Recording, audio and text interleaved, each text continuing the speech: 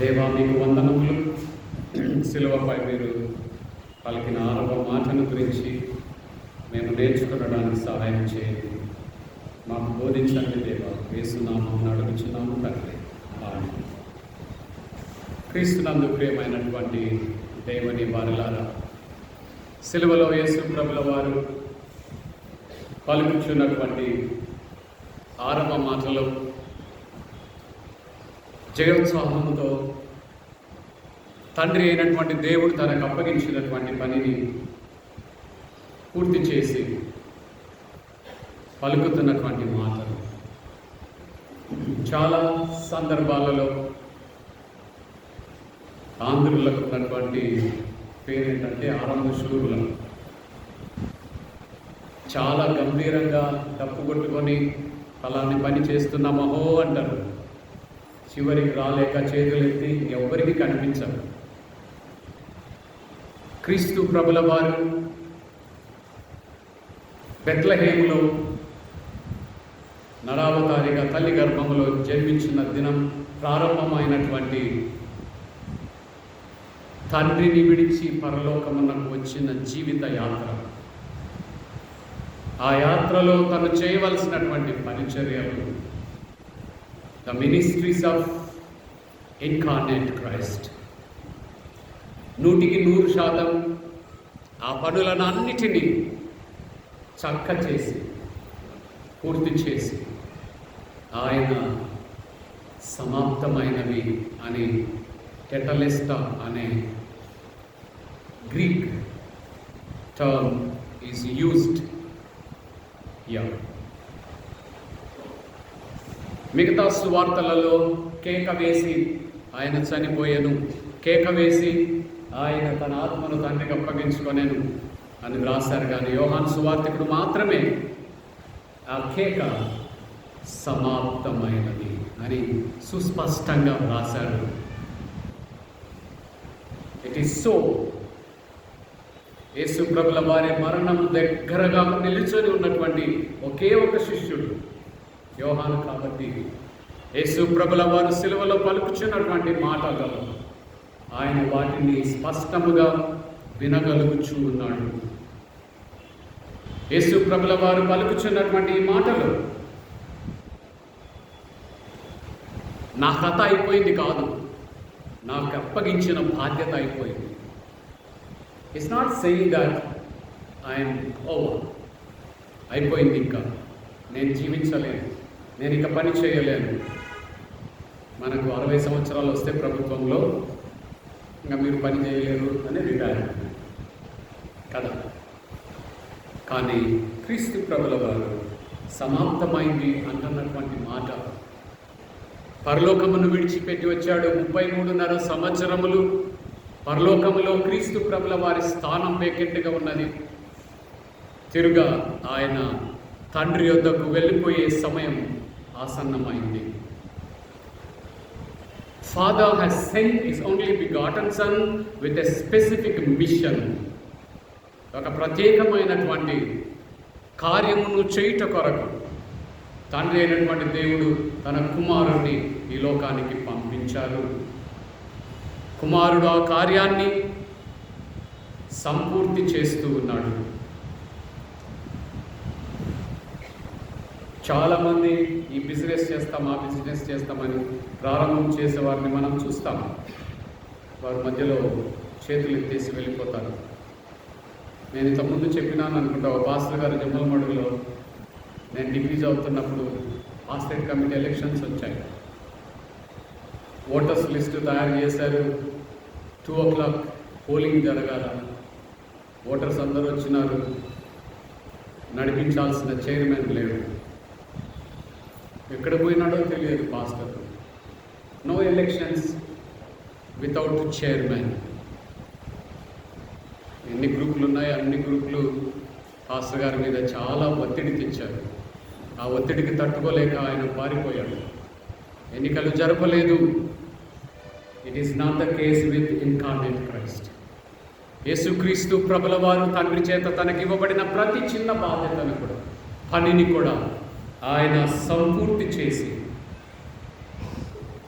ఆ పనిని నేను పూర్తి పూర్తి చేశానని చెప్పుచున్నటువంటి జయోత్సాహంతో కూడిన విజయ వార్త ఇక్కడ మాట్లాడుతూ ఉన్నాడు. పాలస్తీనాలో మొదటి శతాబ్దంలో ఈ టెటలెస్టా అనే మాట 3 సందర్భాల్లో మాట్లాడతారని వ్యాఖ్యానం చెబుతా ఉన్నది. 1, అప్పు చేసినటువంటి వాడు, అప్పు తీసుకున్నటువంటి వాడు ఆ అప్పును చెల్లించిన తర్వాత ఎవరి దగ్గర అయితే అప్పు తీసుకున్నాడో, ప్రామిసరీ నోట్స్ తీసుకున్నాడో ఆయన దగ్గరికి వెళ్ళి వాటిని వెనక్కిస్తూ టెటలెస్టా అని చెబుతాడు. బానిస యజమానుడు తన ఇంటిలో అప్పగించినటువంటి పనినంతటినీ పూర్తి చేసిన తర్వాత యజమానుడి దగ్గరికి బానిస వెళ్ళి టెటలెస్టా అని చెబుతాడు. మీరు నాకు ఏ పనినైతే అప్పగించారో ఆ పనిని నేను పూర్తి చేశాను. 3వది, సైన్యము, రాజు నాయకత్వంలో ఒక దేశము మీద దాడి చేసి ఆ సైన్యాన్ని, ఆ రాజ్యాన్ని నాశనం చేసి వారు తిరుగా తమ భూభాగానికి వచ్చేటప్పుడు వాళ్ళు ఓడిపోయారా, విజయం పొందారా అని ప్రజలందరూ కూడా ఎంతో శ్రద్ధతో వేచి చూచే వారికి వీరు చేతులు ఊపుచు టెటలెస్టా అని చెబుతారట. విజయం పొందాము, శత్రువుని నాశనము చేశాము, మన సామ్రాజ్యాన్ని విస్తరించాము, మన అధికారానికి అడ్డు లేదు, మన సామ్రాజ్య విస్తరణకి అడ్డు లేదు అని మాట్లాడే సందర్భంలో ఈ 3 సందర్భాలలో అప్పు చేసిన వాడు, బానిస, సైన్యం, టెటలెస్టా అనే మాటని వాడతారు అని వ్యాఖ్యానకర్తలు చెబుతా ఉన్నారు. యేసుక్రీస్తు ప్రభుల వారు పరలోకమును విడిచి భూమి మీదకి వచ్చి ఆయన నరావతారంలో చేయవలసినటువంటి పనులను అన్నిటినీ కూడా ఒక పని తర్వాత ఒక పనిని చక్క చేశారు. మనం ఏదైనా క్రొత్తగా బాధ్యత తీసుకున్నప్పుడు, డ్యూటీలోకి వెళ్ళినప్పుడు ఒక టార్గెట్తో మనం వెళ్తాము. ఆ బాధ్యతని ఒక టార్గెట్తో తీసుకుంటాము. తీసుకున్న తర్వాత ఆ టార్గెట్ అంతా ఒక చోట రాసుకుంటాము. ఒకదాని తర్వాత ఒకటి నెరవేర్చుకుంటూ వెళ్తాము. నేను పాస్ అయిన తర్వాత కొన్ని టార్గెట్స్ పెట్టుకున్నాను. ఆ టార్గెట్స్ని రీచ్ కావడానికి ప్రయత్నం చేస్తూ వెళ్తాము. యేసుక్రీస్తు ప్రభుల వారు కూడా గివెన్ ఎ మిషన్. 3.5 సంవత్సరముల పరిచర్యలో ఆయన సంపూర్తి చేయవలసినటువంటి బాధ్యతలను అన్నిటినీ కూడా ఒక లిస్టు పెట్టుకున్నాడు. ఆ బాధ్యతలన్నిటినీ కూడా ఒకదాని తర్వాత ఒకటి నెరవేర్చుకుంటూ వెళ్ళాడు. 3.5 సంవత్సరాల దినాన్ని తనకు నిర్దేశించిన బాధ్యతలకు డివైడ్ చేశాడు. చక్కగా సమయ పాలన, విభజన చేసుకోగలిగాడు. ఆ పనులన్నిటినీ కూడా ఆయన పూర్తి చేశాడు. అట్ ది సేమ్ టైం మీకు 3 చోట్ల సమాప్తమైంది అనే మాట నేను మీకు చూపిస్తాను. ఆదికాండంలో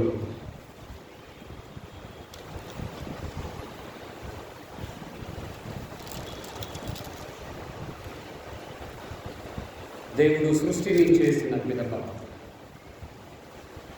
7 దినములు సృష్టిని చేసి దేవుడు సమాప్తమైనది అని చెప్పుట మనకు కనిపిస్తుంది.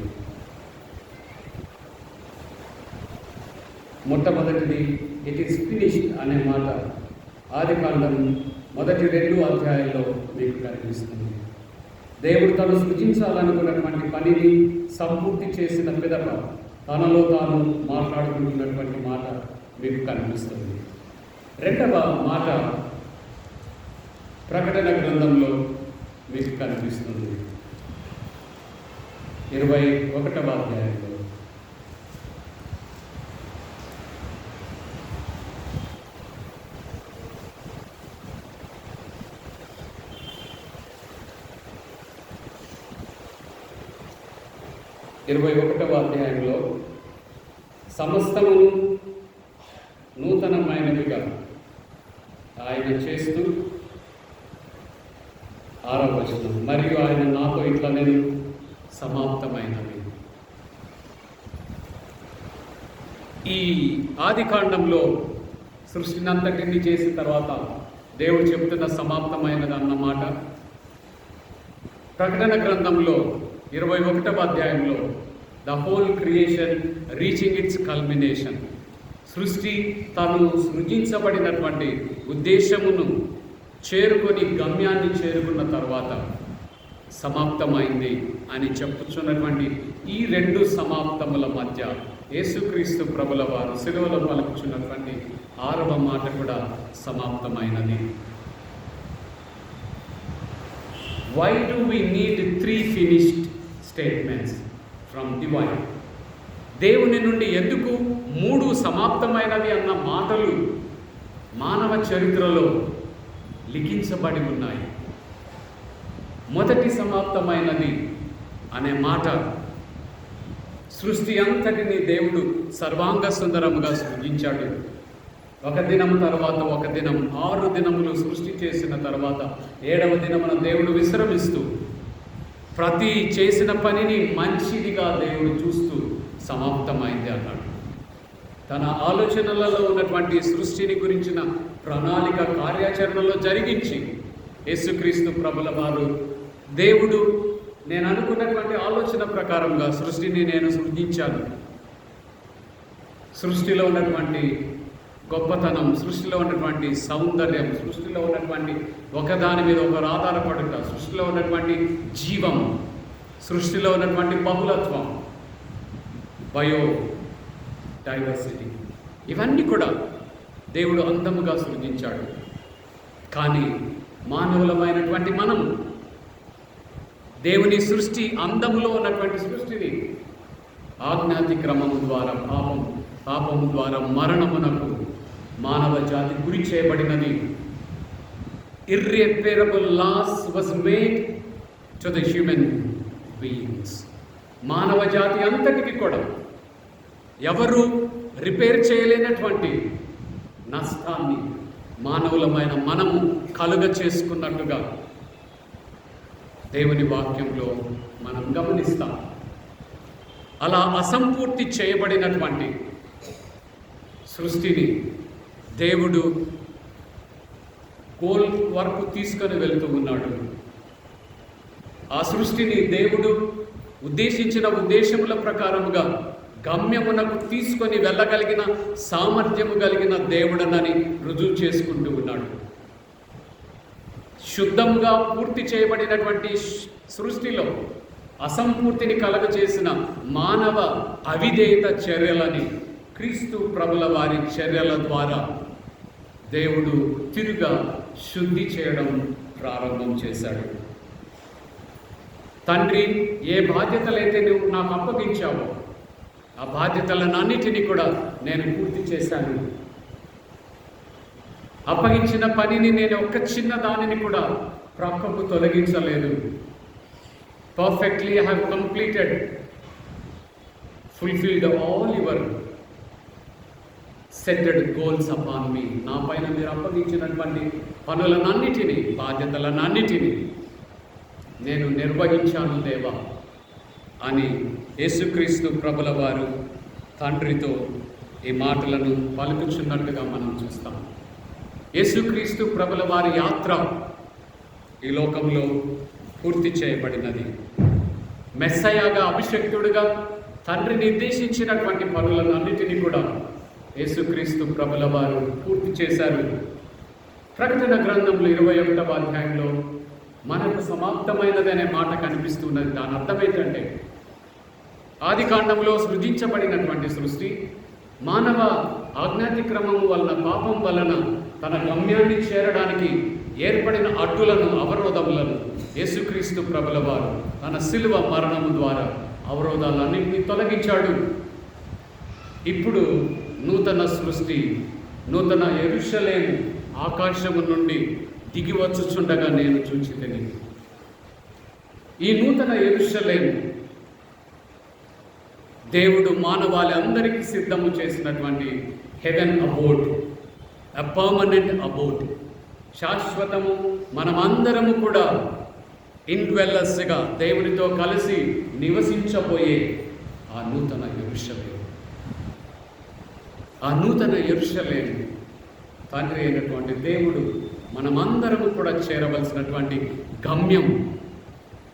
ఈ సృష్టిలో ఈ సృష్టి అంతా కూడా ప్రయాణం చేసి ఆ గమ్యానికి చేరుకోవడానికి తండ్రి అయిన దేవుడు క్రీస్తు ప్రభుల వారి శిలువ మరణం ద్వారా ఒక మార్గమును ఆయన కలుగ చేసినట్టుగా రక్షణ యాత్ర యేసుక్రీస్తు ప్రభుల వారు పూర్తి చేసినట్టుగా ఈ మాటలో మనము గమనించగలుగుతాం. తండ్రి, నీ చిత్తాన్ని నెరవేర్చుటలో నేను విజయమును పొందాను. నీ చిత్తమును నెరవేర్చుటలో నాకు ఎదురైన అన్ని అవమానములను, అన్ని అవరోధములను, అన్ని ఆటంకములను నేను జయించగలిగాను. మీరు నాకు నిర్దేశించిన చిత్తమును నెరవేర్చుట it is not a easy task, a toughest task, yet I could reach the goal. మీరు నిర్దేశించినటువంటి గమ్యమును నేను చేరుకుంటూ ఉన్నాను. దైవ చిత్తమును నెరవేర్చుట అనే పనిని నేను సమాప్తము చేస్తూ ఉన్నాను. మీకు యోహాను సువార్త 4వ అధ్యాయంలో 34వ వచనాన్ని గమనించినట్లయితే యేసు ప్రభుల వారు మాట్లాడుతున్నటువంటి మాట, యోహాను సువార్త 4వ అధ్యాయంలో 34వ వచనం నేను చదువుతాను. యేసు వారిని చూచి, నన్ను పంపిన వారి చిత్తమును నెరవేర్చుటై ఆయన పని తుదముట్టించుటై నాకు ఆహారమై ఉన్నది. యేసు ప్రభుల వారు శిష్యులతో మాట్లాడుతున్నటువంటి మాటలు గమనించినట్లయితే, whatever may be the task God as a father entrusted on me, అదే నాకు ఆహారం, అదే నా పానం. తండ్రి నాకు నిర్దేశించిన కార్యములన్నింటినీ కూడా నేను నెరవేర్చుట కొరకే భూమి మీదకి వచ్చాను. ఆ పనులన్నింటినీ నేను నెరవేర్చాను. అలాగనే యెషయా గ్రంథం 53వ అధ్యాయంలో కూడా మనము కొన్ని మాటలు యేసు ప్రభుల వారు గురించినటువంటి ప్రవచనములు మనకి అధ్యాయంలో కనిపిస్తాయి. అది దేవుని కుమారుడు 30 వెండి నాణెములకు అమ్మబడతాడు. ఆ వెండి నాణెములతో కుమ్మరివాని పొలమును కొంటారు. ఆయన చేతులకు గాయములు చేయబడతాయి. ఆయన అంగి కొరకు చీట్లు వేస్తారు. దప్పిగొనగా చేదు చెరకనిస్తారు. ఈ మాటలన్నీ కూడా యేసుక్రీస్తు ప్రభుల వారు తన శిలువ మరణం ద్వారా నెరవేర్చుచున్నట్టుగా దేవుని వాక్యంలో మనం చూడగలుగుతాం. మానవ వ్యవస్థ పతనావస్థలో ఉండగా ఆ పతనావస్థలో ఉన్నటువంటి వ్యవస్థని శుద్ధి చేయడానికి, పతనావస్థలో ఉన్నటువంటి మానవ జీవితాన్ని నిత్య జీవములోనికి నడిపించడానికి తండ్రి నాకు అప్పగించినటువంటి బాధ్యతలన్నింటినీ కూడా నేను చక్కగా నెరవేర్చాను. మానవ జీవితములలో నూతన విలువలను నేను పునఃస్థాపన చేశాను. దేవుని రాజ్యాన్ని భూమి మీద స్థాపించాను. మానవ జీవితములలో ఈ లోకమునకు బద్ధ విరుద్ధమైనటువంటి విలువలను నేను పునఃస్థాపన చేశాను. వాటి ద్వారా మానవుడు దేవుని స్వరూపములోనికి మార్చబడగలడు. దేవునితో నిత్యత్వము జీవించగలిగినటువంటి అర్హతలోనికి ప్రవేశించగలడు అనే ఒక నిగూఢమైనటువంటి భావన యేసుక్రీస్తు ప్రభుల వారు ఈ మాట వెనుక మాట్లాడుతున్నట్టుగా మనం చూస్తాం. మానవ జగత్తులో దేవుని రాజ్య నిర్మాణం పూర్తి చేయబడింది. So it is finished, victorious Jesus the 6th word. విజయముతో కూడినటువంటి ఒక కేక యేసుక్రీస్తు ప్రభుల వారు సిలువలో 6వ మాటగా మాట్లాడుతున్నట్టుగా మనము గమనించగలం. ప్రార్థన చేస్తాము. కృపగల మా పరలోకపు తండ్రి, మీ పరిశుద్ధ నామమునకు వందనములు చెల్లిస్తూ, దేవా, సమాప్తమైనది అని మీరు సిలువలో పలికిన 6వ మాట జయోత్సాహంతో, విజయముతో అప్పగింపబడిన పనిని మీరు పూర్తి చేయగలిగిన సామర్థ్యము కలిగిన దేవుడవని మిమ్మల్ని మీరు బయలుపరుచుకున్నారు.